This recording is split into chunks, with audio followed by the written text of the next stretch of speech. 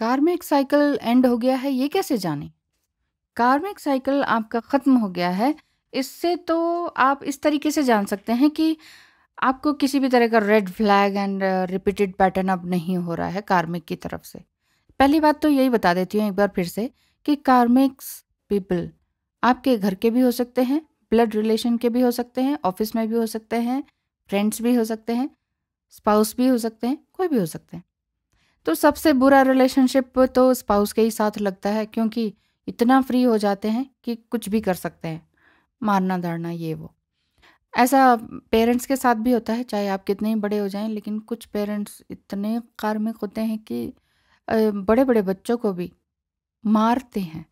तो इस तरह से है, उनकी फ्रस्ट्रेशन होती है, उनका ही माइंड डिस्टर्ब होता है, इस वजह से भी वो लगातार बड़े होने तक भी उसी तरह का पैटर्न यूज़ करते हैं, और यूज़ भी तब तक करते हैं जब तक आप उन्हें सहते रहते हैं। जहाँ आपने नो कहना सीख लिया, वहाँ आपकी बल्ले बल्ले हो जाती है, ठीक है ना? वहाँ आप संभल जाते हैं। तो मैं ये बता रही हूँ कि कार्मिक साइकिल ख़त्म हो गया, तो ये समझ लीजिए कि अब जिस तरह से वो हमेशा आपके साथ बिहेव करते थे, वो नहीं हो रहा। दूसरा, और आप अपनी वैल्यूज़ को पहचानने लगे हैं, वैल्यू करने लगे हैं, और you are aligned with yourself, ऐसा फ़ील करते हैं तो। तीसरी बात, सेल्फ कंपैरिजन अब आप किसी से नहीं करते हैं, तो समझ लीजिए आपका कार्मिक साइकिल एंड हो गया है। चौथी बात, आप अपने आप को कोडिपेंडेंसी से अलग कर कर इंडिपेंडेंट हो रहे हैं। आप अपनी इंट्यूशन की सुन रहे हैं, आप अपना कुछ समथिंग क्रिएटिव वर्क कर रहे हैं, तो ये आपके लिए बहुत अच्छा है। लेकिन कार्मिक साइकिल एंड हो गया है, ये मालूम चल गया, लेकिन होगा कैसे? दो बातें ज़रूरी हैं कार्मिक साइकिल एंड करने के लिए। पहली, फिजिकल रूप में क्या कर सकते हैं कि रिलेशनशिप का एंड आप फिजिकली मना कर सकते हैं उनको, नहीं जी बस अब आपका मेरा हो गया, जितना होना था, इट्स टू मच, अब आप अपने घर, मैं अपने घर, बाय बाय।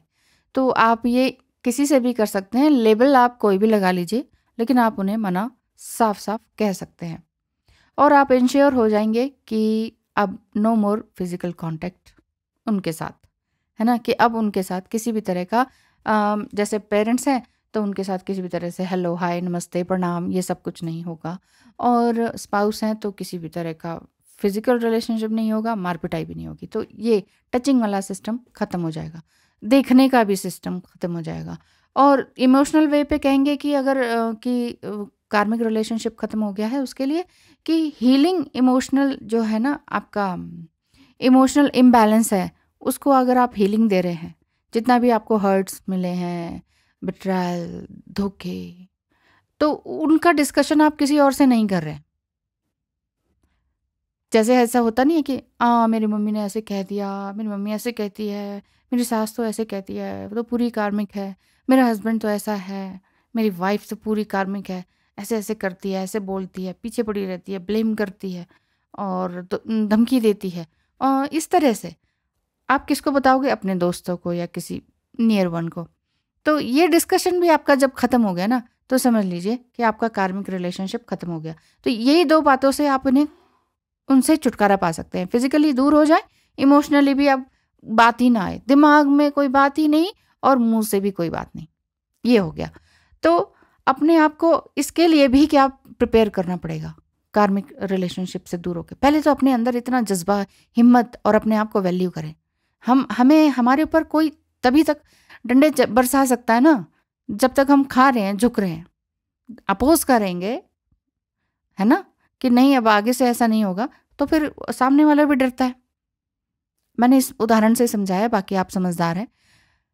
अपने आप को आइसोलेशन में लेकर आएं, खुद के साथ अकेले में टाइम ज़रूर बिताएं, इतना अकेले में कि आप गैजेट से भी दूर रहें, क्योंकि गैजेट्स में आजकल तो और ही ज़्यादा है। क्लिक करते जाएं, क्लिक भी करने की ज़रूरत नहीं है, स्क्रॉल करते जाएं, स्क्रॉल करते जाएं, पता नहीं क्या क्या आता रहता है, वीडियो भी, पिक्चर भी, मैसेज भी, ऊल जलूल चीज़ें भी हैं, अच्छी भी हैं। तो डिपेंड करता है कि आपने कहाँ से कहाँ अपनी एनर्जी को लेके जाना है। इतना ज़्यादा अगर आप सोशल मीडिया में रहेंगे ना, तो at the end of the day आपका जो एनर्जी है बिल्कुल ही लॉस फील करेंगे आप, बहुत ही गंदा फील होगा। तो इसीलिए गैजेट का यूज़ करें, हर चीज़ की अच्छाई भी है, बुराई भी है, एक ही सिक्के के दो पहलू हैं। आपने चुनना है कि इसमें से अच्छाई कौन सी मैं ले सकूं। तो वही चीज़ है। तो गैजेट से दूर रहें, अपने आप के विचारों को लिखें, बोलें, समझें, अपने एक्सपीरियंसेस को देखें, लिखें और फिर उससे ग्रो करें। अगर आप कार्मिक स्पाउस से छुटकारा पाना चाहते हैं तो बहुत जल्दी अनदर रोमांटिक रिलेशनशिप में बिल्कुल ना कूदें कि ओ मेरा तो हस्बैंड ऐसा है, मुझे वो कितना अच्छा लगता है, चलो उससे रिलेशनशिप करते हैं। ऐसा नहीं, सामने वाला तो अच्छा लगेगा ही जिस समय आप दुखी हैं तो।